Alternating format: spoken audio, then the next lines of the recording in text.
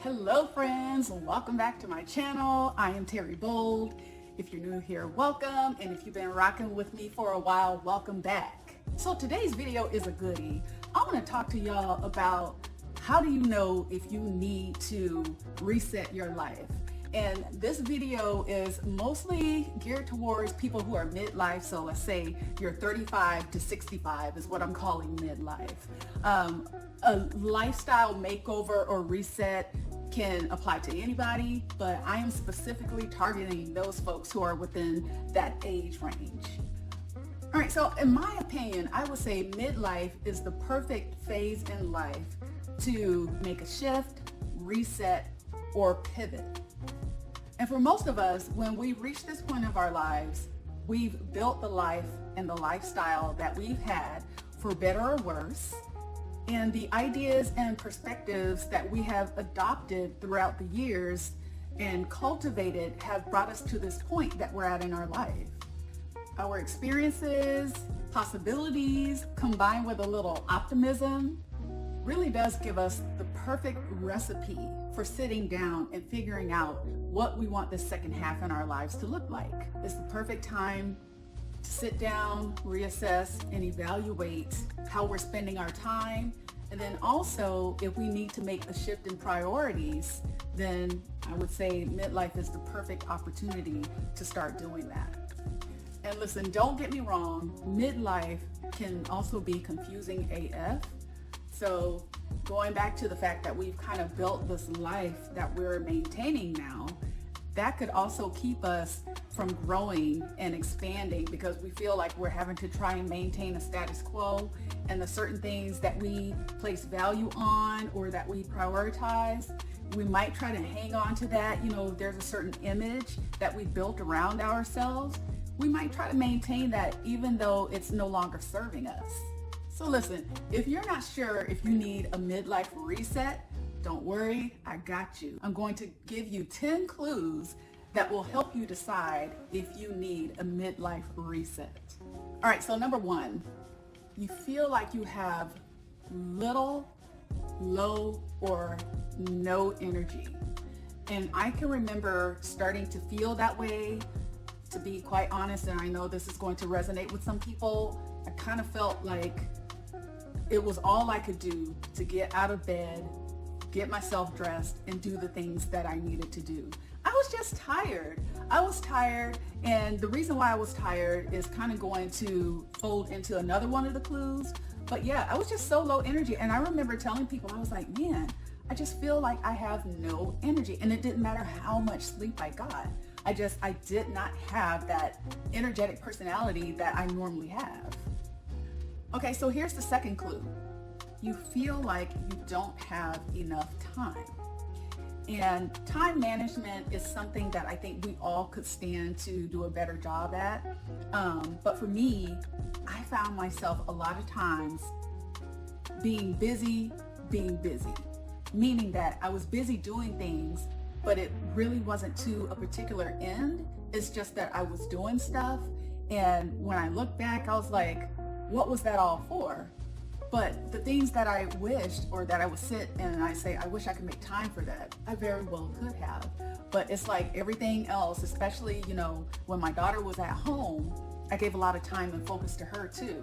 So feeling like you have little to no time is another clue. All right, y'all, I know this one is going to really hit home for a lot of us, right? So you feel like you're stuck in a rut. I cannot count how many times I said to myself, this can't be all there is. This cannot be all there is, because I felt like day to day was just so mundane. It was the same thing day in, day out. I didn't have a sense of adventure or anything. And I was like, I know there's something that I could be doing or that I'm supposed to be doing, but I have no idea what that is. And number 4 is kind of the same thing, right? You feel like you're just floating through the day. And I know that for me, at one point in time, I was living my life based off of the labels that had been given to me, right? So I was someone's mother. So these are the things that a mother does. I'm someone's daughter. So these are the things that a daughter is supposed to do. I'm so-and-so's friend, I am an employee, whatever those labels were. I just felt like I was kind of following a script or expectations and not really being mindful of how I was living my life day to day. All right, so here's number 5, and I didn't go too far down this road, but I know I kind of started doing this, using negative coping mechanisms in order to try and cover up those feelings that I was having about where my life was. And so, for example, some of my negative coping mechanisms was, and still is, right, but I'm getting a handle on those this year, is shopping. Y'all, I just shop. I get it from my mom. Just shopping, right?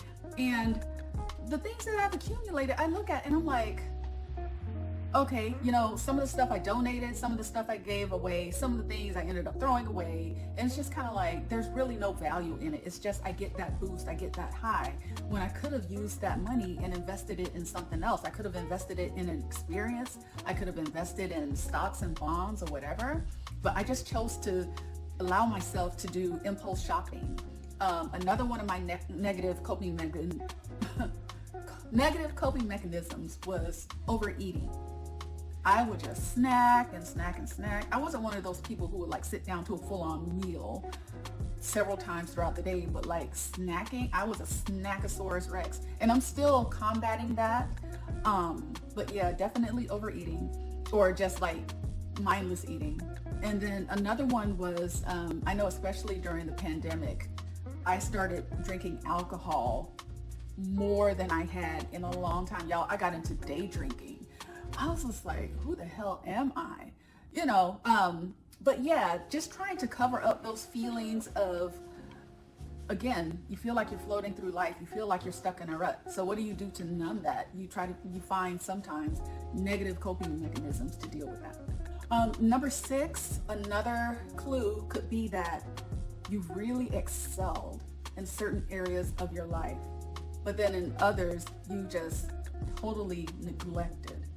So I work with several people, and I would say, some of the women that I work with that are in really high positions, they're phenomenal at their job. They're brilliant, and they have excelled in their careers. But most of them are severely overweight. And it's like when I tell them, okay, I'm going to really focus on getting my nutrition on track, working out, some of them will say, you know what, I know that's something that I need to do, but where I'm at in my career now, work comes first. If it's not work that comes first, the kids come first, the husband comes first, or whatever. And I know this can apply to anybody, not just midlifers, but when you put all of your focus into particular areas, but you've neglected other areas that you need to, mental wellness, is another area that you might neglect, and you may end up having to get on medication in order to cope with just day-to-day life experiences. So that could be another clue. Oh gosh, here's another one. And this is number 7. If you feel like you have or you had hopes and dreams, but you keep telling yourself that your time has passed, your ship has sailed, and you look over your life and you feel like you're washed up. What is it called? A dream deferred. It's something that you're like, okay, one day I'm going to do this. One day when I get time, I'm going to do that. And then you look up and it's 10, 15 years later and you haven't even scratched the surface or even explored it, right? You haven't allowed yourself to explore it. That could be another clue. Do you feel washed up? Do you feel like that thing that you were passionate about or really interested in, like time has passed you by and you can't go back and recover that or start exploring that? Then that could be a clue that you need a midlife reset. Okay, so this next one, number 8, is, I remember telling our CIO, I said, you know what? I feel like there's something that I'm supposed to be doing to where I'm making a greater impact, but I have no idea what that is. And so number 8 is, if you know that there's something, you don't know specifically what it is, but you know that there's something that you could be passionate about, that thing that you want to give yourself fully and completely to, something that is your own. I'm not talking about, giving yourself to your children and investing in your kids. People do that, but I'm talking about something that you are passionate about, something that you own, and you know that it's something that you should be doing that's more, right? Whether it's something that is of service. I know for me, it's something that is as of service to other people. But you just can't put your finger on it. And you know that whatever that thing is, right? If the nickel drops and you figure out what that thing is, it's going to bring you tremendous joy. If you feel that, if you have a sense that there's something that you're supposed to be doing, but you're not taking the time to explore, to find out what your passion is, then you, my friend, may be ready for a midlife reset. All right, number 9. Number 9 is a really good one. And thankfully, I don't do this anymore. It's been several years since I've been in this position. If you're running yourself ragged all the time. So a lot of us, when we reach midlife, and I'm talking about 45 plus, for many of us, we have children, and as a result, we have grandchildren, right? So if you're married, you're giving your time to your husband. If you have a partner, giving your time to them. You're giving your time to your kids. You're giving your time to your grandkids. You're giving your time to your job, to your church. You're giving your time to everything and everyone else, but you're not giving that time to yourself. You're running yourself ragged, and it's something that's been repetitive. You've just been doing this over the years, and you feel it. You feel it. It starts taking a toll. You might need to sit down and do a reset. I'm telling you, sitting down, reassessing, reevaluating, looking at your priorities and where you are investing and spending your time is huge. You can get the biggest breakthrough. I think if you just take a weekend, let me take a real quick, take a Saturday and Sunday to yourself. And if you could go somewhere and like book a room or something like that for a couple days, even better. But just really sit down and look at where you're investing your time. And then look at what your priorities are. And then look at where do you rank in that. Honey, I'm telling you, you get the biggest breakthrough from doing that. Mark my words. All right, and then number 10 is, again, and I think this is kind of repetitive, but I want to say it again. It's along the lines of feeling like you're stuck. If you're saying to yourself, is this all there is to life? I've done everything that I needed to do.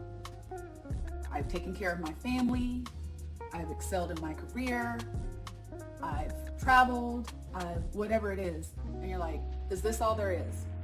So am I supposed to just go and sit in a rocking chair in a corner somewhere and just wait to check out? If that's your thought, because I know some people have those thoughts, they feel like this is all there is for me. That's it, I'm done. Listen, it's not over until you say it's over. If you continue to say, my time has come and gone, and that's it, I'm just gonna sit back and chill and watch everybody else, I'm tapping out, I'm no longer in the game. Midlife reset, I'm telling you, it works wonders. All right, so I have a few questions for those of you who stayed until the end of this video. Did any of these statements resonate with you? And if they did, which ones? And ask yourself, do you want to continue feeling this way for the rest of the year? For the rest of the next 5 years? Or how many more years you have left on this planet? Do you want to continue going down that same path and feeling that way? Well, if your answer is no, I would like to invite you, in partnership with me, let's start putting our focus towards building the life that we want to live from here on out. Let's start making choices geared towards building the life that we want from here on out. So I would say at this point in our lives, we want to start to feel empowered. We want to take charge of how we are going to show up in the second half of our lives. So if that is something you are interested in, come join me for this journey. This is a community-based channel. We're all going to be accountability partners for each other. The videos that are going to be coming up are going to be geared towards midlife resets. And I'm telling you, it's going to be an interesting journey. I just know it is. And you know what? I'm building the plane as I'm flying it. I'm trying to figure it out. So that's why I'm looking to you all to help contribute by leaving comments in the comment section. When we have lives, I know that we're going to have some really great conversations. So make sure you subscribe to the channel so you don't miss out on that. If you enjoyed this video, give it a thumbs up. Share the video. You might know some folks who are at the same point that you're at, or maybe this isn't you, right? Maybe you don't need a midlife reset, but maybe you know someone who could use a midlife reset. If so, go ahead and pass this video along to them. So I'm wishing you the best until I see you again. I think our next video is going to be, I don't want to tell you what it's going to be. You'll have to stay tuned. All right, y'all? So thank you so much for rocking with me. And I'll see you in the next one. Take care.